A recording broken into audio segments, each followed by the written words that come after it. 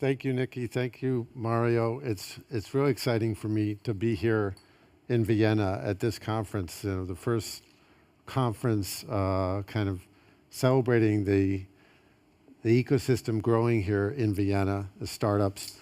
And I also kind of like the idea that this is a conference about Silicon Valley, but here I am coming from Israel, because this whole, in a way, Silicon Valley is kind of a metaphor for all of the ecosystems that are coming up here in Vienna, in many different countries. And in fact, one of the most exciting things for me is that I've been traveling around the world a lot since the book came out, basically kind of following it around as it comes out in different languages.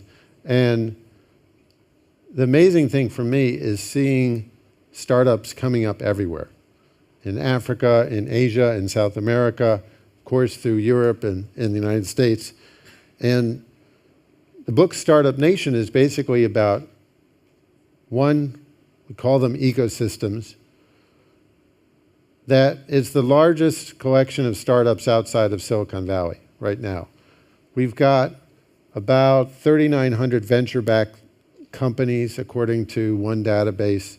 We're producing about 1,000 startups a year.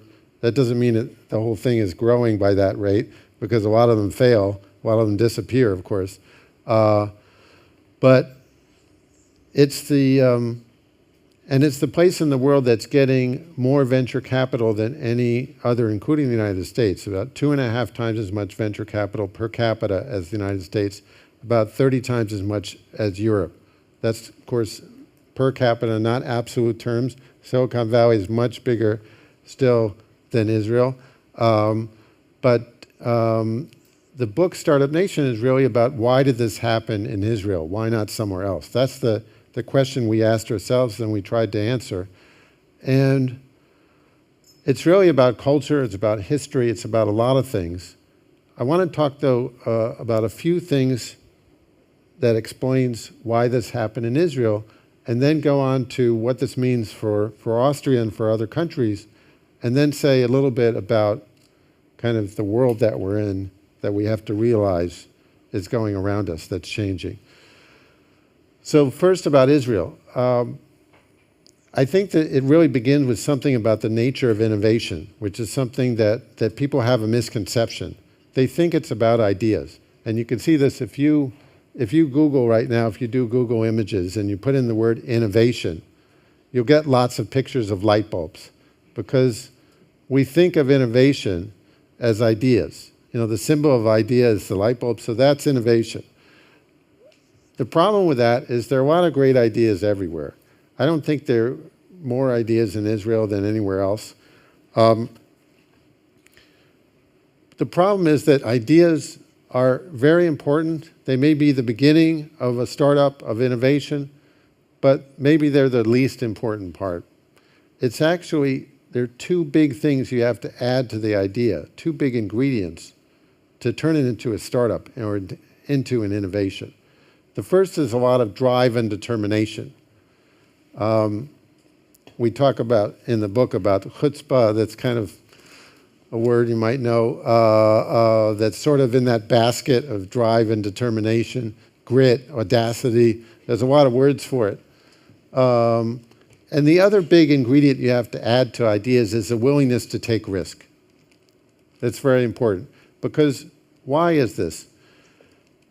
Those of you who are entrepreneurs know this. They know that if you're an entrepreneur, the first thing is you have this great idea. You think it's a great idea. You're very passionate about it. You start telling people your idea, and the first thing they do is they tell you it's a lousy idea. Because new ideas sound terrible to most people. Or else someone would have done them already, right? So you have to have a lot of drive and determination to get through that kind of rejection. The next thing they'll tell you is, if you want to do a startup, they'll say, don't do that, it's too risky. Most startups fail. And of course, they're right about that. Most startups fail in Silicon Valley. Most startups fail in Israel. Most startups fail everywhere. That's part of the game. So The entrepreneur is that strange person who isn't dissuaded right there, who anyway keeps going forward with their idea. So the question actually in Startup Nation was, where did Israel get a little bit more of those two extra ingredients? And there we talk about three big factors. The first is that the whole country, Israel, is a startup, when you think about it. It started with a crazy idea. And it took a lot of drive and determination to turn that idea into reality. Not just 100 years ago, but continuously till today. So Israelis actually grow up. They don't really think of it this way, but they kind of naturally, they don't realize that other people don't do this so much, but in other parts of the world. But they raise their kids to take a little bit more risk, to be a little bit more driven.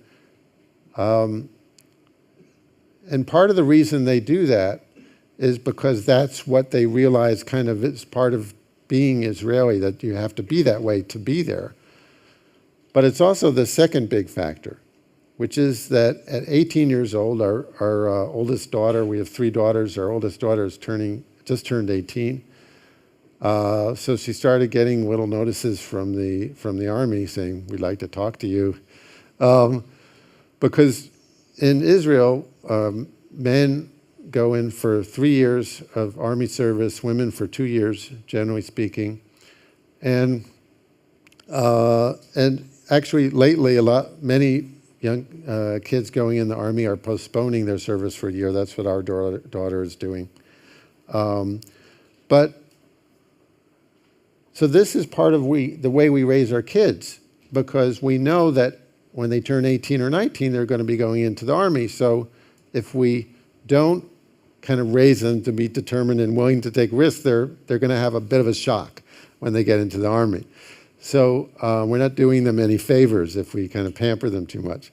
So, but why is the military, which is a very strange thing to be associated with innovation or creativity or any of that stuff, why is that such a big part of our story? It's a huge factor for us. And it's actually not what most people think. They think maybe it has to do with all these units that train a lot of people in high tech. And that's very interesting. We talk about those units in the book. They do produce a lot of people that go into startups. But it's really not so much about the technology that you learn in the Army, because a lot of people aren't in those units. It's really more about the kind of cultural impact. And that is, again, it feeds into those two things, determination and willingness to take risks. Because the main thing that the military teaches you are things like leadership, teamwork, how to work as a team, really important for startups. That's all startups are teams. Sacrifice for something larger than yourself. That's a new idea when you're 18 years old, 18 or 19, is that there's something more important than yourself out there that actually you might need to sacrifice for. That's really important because, again, startups, if you're just in it to make money, you probably won't make it, because it's not strong enough motivation. Because there's always easier ways to make a living than to be an entrepreneur. So you really have to be motivated by something bigger than that. You have to be motivated by doing something for your family, for your country, for the world. So that idea of that there's a bigger world around you that's important is really important for startups and entrepreneurship. And the last big thing that Israelis pick up in the military is this idea of a mission. They train you to be mission-oriented, meaning a mission is something really important that's difficult and you have to succeed, but you have to take risks in order to succeed. And how do you balance the need to take risks with the need to succeed? This is the dilemma of the entrepreneur. It's the dilemma of everybody in business. So those are two big factors. The third I want to mention is that we're a country of immigrants. And why is that important? Because immigrants naturally have those two ingredients. They were driven enough to move from one country to another. They were willing to take a risk when they move from one country to another. So it's natural that almost everywhere, immigrants are associated with entrepreneurship. In fact, in Silicon Valley, something like half the companies were started by immigrants. People don't realize that. So in Israel, just about everybody themselves is an immigrant, or their parents or their grandparents. So it's a country with an immigrant mentality. Now, these are some of the big factors that have been important for us. But, and I'll get back to whether they're related or not to Austria, to Europe, or whatever. But I want to talk about what does this mean for countries that are developing their own ecosystems? And I've been thinking about this lately, that there really are kind of 3 stages of the development of an ecosystem. The first stage is when you start having startups, but a lot of people feel they have to go outside the country to do startups. Because there's not enough of a mass in place, and so Israelis would go to Silicon Valley, maybe here some people going to Berlin, to London, to wherever, and this is happening everywhere, where the first stage, and it's a very healthy stage, I think. So I think it's very important what you're doing here with the Innovation Center in Silicon Valley, to get that flow going to places where people can experience being in a very vibrant entrepreneurship ecosystem. So how do you get that experience before you've built such a system? The only way is to go out and to come back. The next stage, I would say, I was just at a conference in Zagreb in Croatia, where I met with a guy who started an incubator in Estonia, and he was saying that in just about all the accelerators, incubators in Estonia, the majority of the people doing startups there are actually not from Estonia. On the other hand, a lot of Estonians end up going outside of Estonia to do their startup. So you have this inflow and outflow. You have people coming in to do startups, you have people going out.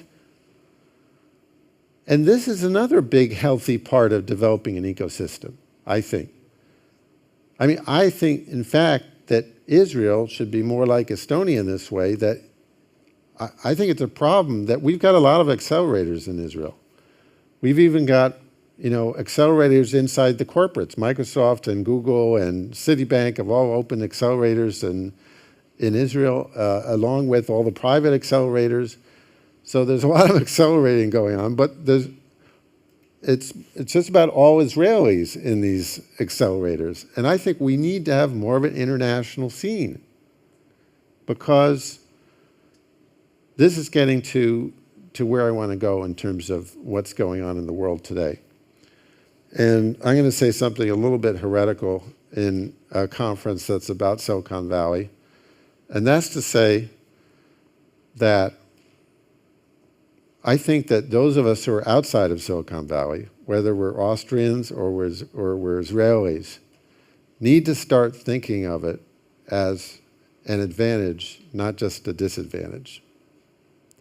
And I'm saying that coming from a country that is very, very much Silicon Valley oriented. We have this kind of highway between Israel and Silicon Valley, between Israel and the US market. I think we've overdone it in terms of our focus on Silicon Valley and the US market. And this is understandable because Silicon Valley, or let's say that area of the United States, produce the 5 big tech companies that are dominating our world. Google, Microsoft, Facebook, Amazon, Intel. So we have this image that this is where innovation comes from. And Americans very much have this image that innovation basically starts in that small part of America, it captures the American market, and then it radiates out to the rest of the world. So this is our image of what innovation, what startups are. In fact, I would say our idea of what a startup is is very much shaped by the Facebook story, the Facebook narrative. It's kind of an app to find a better restaurant. Is I think that's like the classic idea. And this idea of what a startup is global. And again, so our idea of success is to capture that American market and radiate out to the rest of the world. But the world is changing. The so-called emerging markets are bigger than the emerged market already. They're growing faster than the emerged market. And they have the most interesting problems that need solving. I mean, there's a limit to how many kind of rich country problems we can solve, like finding an app to find a better restaurant. And now what's happening, amazing thing, is that there's things like mobile payments. Here in Austria, I don't know what you can pay for with your phone. In Israel, on my iPhone, in Startup Nation, all I can do is pay for parking. I can't buy things with my phone, with mobile payments. But I was in Kenya, and I met a guy named Solomon, who was my guide for this mini safari I did there. And he lived in a village 3 hours walk from where we were. He didn't have any electricity. He didn't have a bank account. He didn't have a credit card. He'd never been to Nairobi. But he had a cell phone, and he had coverage where we were in the middle of nowhere. He had 2 SIM cards in his phone, one for Airtel and one for Safaricom. And why Safaricom? Because Safaricom has M-Pesa, and M-Pesa meant that with a text message, he could buy things on the street, he could get paid, he could send money home, which we can't do in Austria or in Israel, or in the US, for that matter. So this is an example of how solving these incredible problems for the rest of the world can actually migrate from in the so-called wrong direction, what they call reverse innovation. And this is increasingly the world we're going to be in. I mean, Skype came from Estonia, Angry Birds came from Finland.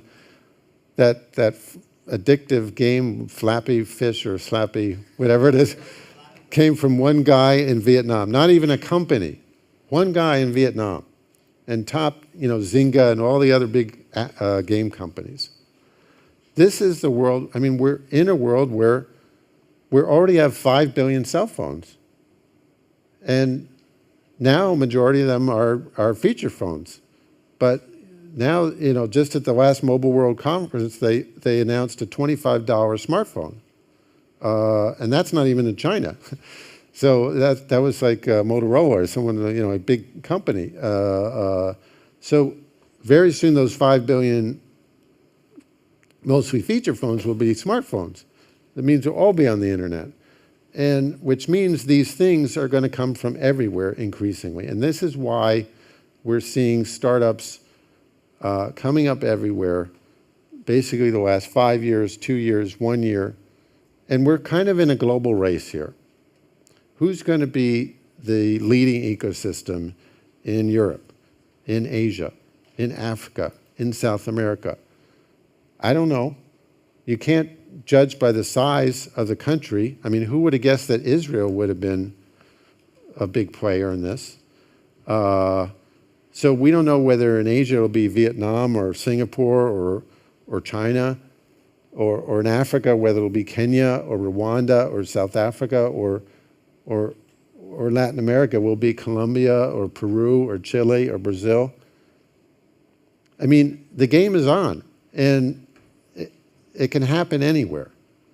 And it doesn't need, and it's not based on necessarily on the culture, the majority culture in a country. Everywhere I go, I feel like when people hear that entrepreneurship and startups is about willingness to take risk, they think, oh, that's too bad, because here we don't like to take risk. And the truth is that everywhere people don't like to take risk, even in Israel. In fact, I would say that entrepreneurs, they don't like risk, actually. Most of them are not daredevils. Most of them are not into extreme sports and that kind of stuff. Maybe some of them are. But I would say to understand the entrepreneur attitude toward risk, you have to think, well, they're so passionate about what they want to accomplish. They're so driven by their vision, by what they really care about getting done. They're willing to take risks. They're overcoming their adversity, their aversion to risk because they're so passionate about what they want to accomplish. And so basically, it's not about changing that culture. You're not going to change the culture of aversion to risk in a whole country. And that's okay, because look at Silicon Valley. The attitude towards risk in Silicon Valley is not the same as the rest of America. It's a cultural bubble that's different than the rest of America. So in most countries, that's what you're going to do. You're going to create this place where it's safer, where it's okay, more okay to take risk. And the good news is it only takes a relatively small number of people. So I want to say how to do this. One idea about how to do this that we're not taking advantage of, and particularly about Austria and Europe. Again, just now where I was in Croatia, there was a guy from Amsterdam, from a venture fund in Amsterdam. And he was complaining, he said, the United States, they're great. They're the United States of America. All of America, every state is part of the same market, the same country. They all work with each other. There are no barriers. Here in Europe, we're this big mishmash. We're not really connected. Yeah, we have this EU, we have the currency and stuff, but we don't build our system together. And he's right that Europe actually has this opportunity. The fact that Europe is so multicultural, as opposed to America, is actually an advantage that you need to take advantage of. Instead of just thinking of your system of Austria as this isolated ecosystem, you need to build startups with the people around you, with the countries around you, with Israel, with Silicon Valley. And I think Europe is actually a very nice kind of testbed of this kind of thing of building across cultures, building across countries. And this is what we need to understand, is that we understand this as people. We understand that the only way to build startups is to build great teams. Why is that? Because nobody's good at everything. You build a great team because one person is great at business, one's great at tech, one's great at design, one's great at sales, one's great at marketing. And if any of you are investors here, you don't care about the business plan. All you care about is an amazing team. There has to be amazing individual entrepreneurs that kind of pull it all together. But part of the mark of a great entrepreneur is a great team that they've pulled together. So what I'm basically saying is those teams should be across countries. And we're not as good as doing that as we should be. And why do they have to be across countries? Because just like people are good at different things, countries are good at different things. I'll use Israel as an example. We're strong in tech. We're weak at a lot of other things. And in fact, even our strength in tech is a weakness as well as a strength. Because when you have a startup that's based on a technology, that's basically the person coming up with that technology basically says, I've got this amazing solution. Technology is a solution. And then they go looking for a problem to solve with their solution, which is often backwards. You really want to start with the right problem, not with the right solution, because the people coming up with the technology are often not very good at recognizing the right problem. So in Israel, we need to partner with great entrepreneurs in other countries who are great at seeing problems that we don't see, because we're very good at solving problems. We're kind of like a solution factory. But if we don't connect with people who recognize the right problems to solve, we've got a problem. And that's just one example of strengths and weaknesses. You all have it. I would just finish with this, that I think one of the great strengths of Austria is this city right here, is Vienna. And not just the fact that you're kind of a bridge between continents, between cultures, but the fact that this city is one of the most livable cities in the world, is a city that people want to come to. This is the fact that you can be a magnet for entrepreneurs is a great asset for you here. Silicon Valley is that kind of magnet. You can create, you've already got the magnet, but you can create it around entrepreneurship.